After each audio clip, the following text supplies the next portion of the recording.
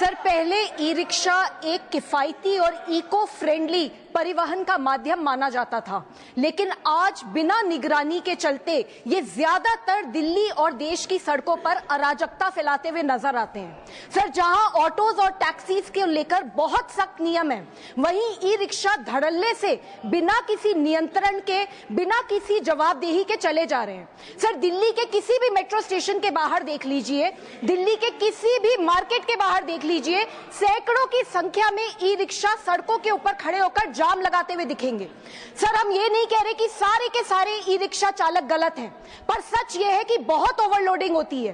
एक एक e rickshaw में जहां 3 से 4 लोग बैठ सकते हैं, वहां 8 से 10 लोग बिठा दिए जाते हैं। सर, ये ई रिक्शा के स्ट्रक्चर्स ऐसे होते हैं कि अगर हल्का सा बैलेंस बिगड़ा नहीं, पूरी की पूरी गाड़ी पलट जाती है।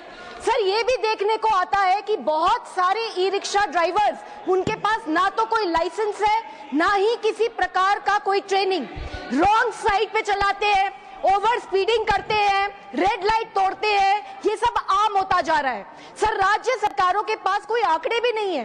दिल्ली में ही बताया जाता है कि 2.5 लाख से ज्यादा ई रिक्शा सड़कों पे चल रहे हैं, पर कितनों के पास रजिस्ट्रेशन है, कितनों के पास लाइसेंस है, सर किसी को नहीं पता।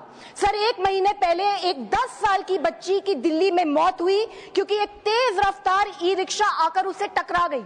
सर, अभी कुछ समय पहले एक 7 साल के बच्चे की भी दिल्ली में मौत हुई क्योंकि एक ई रिक्शा के अवैध चार्जिंग पॉइंट से उसको करंट लग गया।